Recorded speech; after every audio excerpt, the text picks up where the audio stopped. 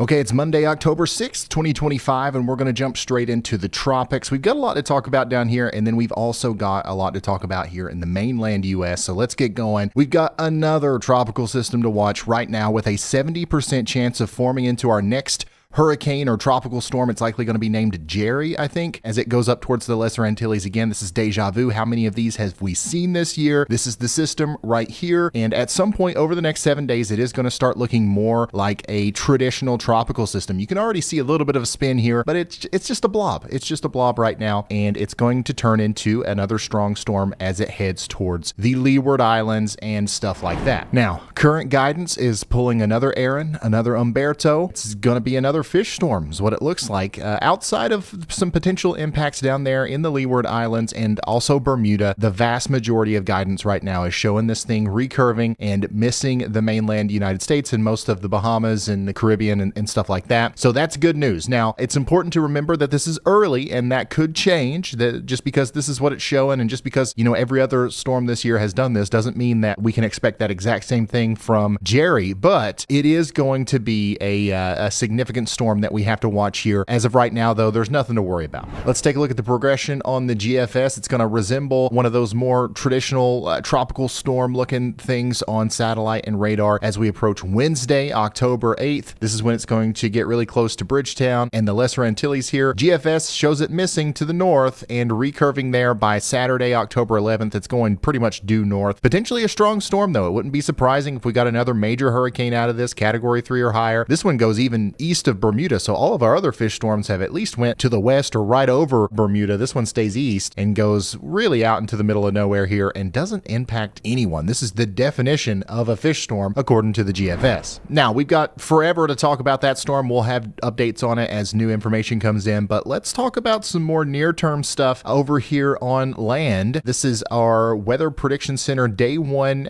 rainfall outlook for the Ohio Valley down into the mid-Mississippi Valley. We've got a slight risk of excessive rainfall and flash flooding today from around Cincinnati down past Louisville, Paducah, Owensboro. How about you, Memphis and Jonesboro down there along the Mississippi River? We're going to have lots of rain today, and that's why we've got that level 2 out of 5 risk for excessive rainfall. That shifts east a little bit tomorrow into my neck of the woods, Pikeville, Kentucky, up to Moorhead, the I-64 corridor between Louisville and Charleston up to Cincinnati and down to Nashville. We are going to have some heavier rounds of showers and thunderstorms that might lead to some flash flooding. Now, here's what the radar could look like over the next 36 hours or so. We're going to see those storms popping up today right along the Ohio River, and some of the storms might be slightly strong, bringing about some 30 to 40 mile per hour wind gusts. I don't see any hail risks, definitely no tornado risks. These are just going to be your typical fall downpours. You know what I'm saying? I don't think the severe weather is going to be a big deal here. It's just going to be persistent rainfall that will accumulate enough to cause flooding in certain areas. Outside of the flooding risk, the general story here is actually positive because a lot of this area that's going to see this rain is currently in a drought, so we could really use the rainfall. We're just hoping that it doesn't come too fast and it doesn't cause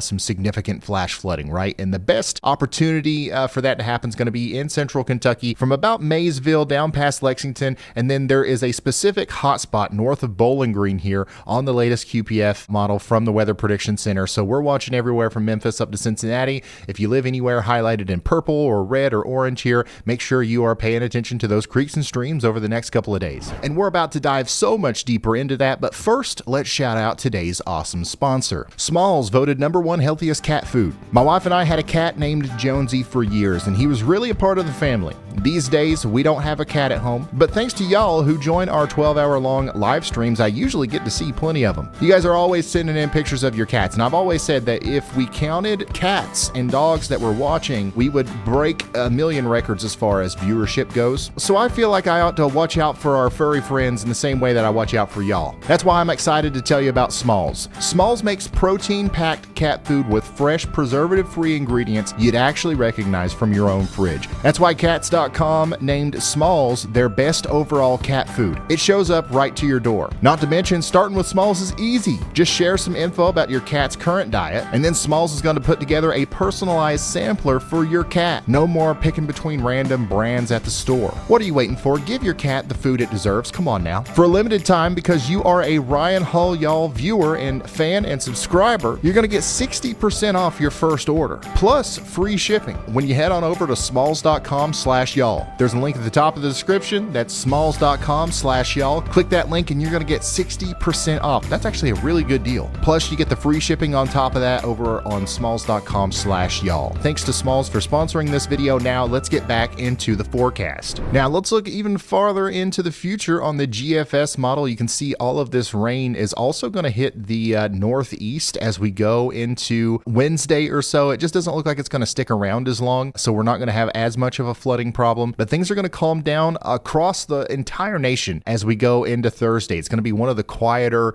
days of the year so far. There's really nothing going on Thursday, but there's a big hurricane forming down here in the Pacific. All right, this is going to be Hurricane Priscilla. It's probably going to be a pretty strong storm as it goes up by the Baja California area, and what it's going to do is it's going to start to funnel some moisture up into Arizona and the Four Corners region, especially as we go into this weekend, and it's going to be a lot of moisture. Check it out. We're going to have several rounds of showers and thunderstorms, and then it doesn't stop, because right after Priscilla gets kind of washed up into the United States, another system forms down there and sends even more moisture up into Arizona, this time also into Colorado, the panhandle of Oklahoma, up into Texas and Kansas, and it just looks like we're going to have a very prolonged period of anomalously heavy rainfall in the southwest and down here towards the Front Range over the next week or so. And this actually looks like some pretty significant rain. Over the next week to 10 days, there's going to be some places that see 5 inches, 6 inches, maybe even 7 inches of rain in Arizona. This will lead to flash flooding, okay? Now, it's another one of those things where a lot of these places need the rain, but some of them don't. Like, there's some pockets here that have had recurring flash flooding problems this year, but hopefully this will relieve the drought without causing too much problems with flash flooding. But if we get too much of this rain in a short period of time,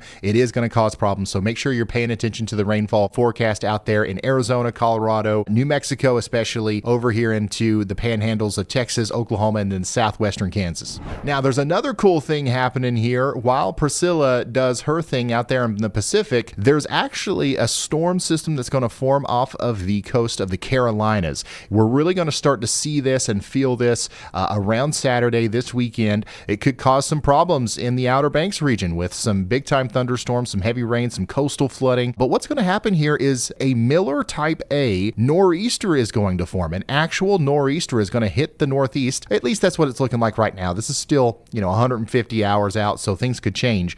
But a pretty strong coastal storm system is going to slam New England here. And this would be like a blizzard in the winter, right? But this is going to be all rainfall. This is going to be a traditional fall nor'easter with no snow. It's going to bring the coastal flooding. It's going to bring the high winds. It's going to bring the heavy rain, but it's not going to bring any of the snow. This is an early model run here. It does look quite impactful, especially for Long Island, New Jersey, up there towards Rhode Island, maybe even Cape Cod. So we'll keep an eye on this. This is going to change a lot over the next couple of days, but right now it's something to watch out for as we go into the future. And the only other thing to watch out for is the continued above average temperatures through the heart of the United States here, from Texas all the way up through Wisconsin and the UP of Michigan. We are going to continue to have above average temperatures throughout the Midwest, the plains, over into the Ohio Valley and Great Lakes regions through the next 10 days. But notice we've got a big below average blob setting up over here in California and Oregon. That is going to slowly but surely spread out over the Rockies and lead to some troughing and some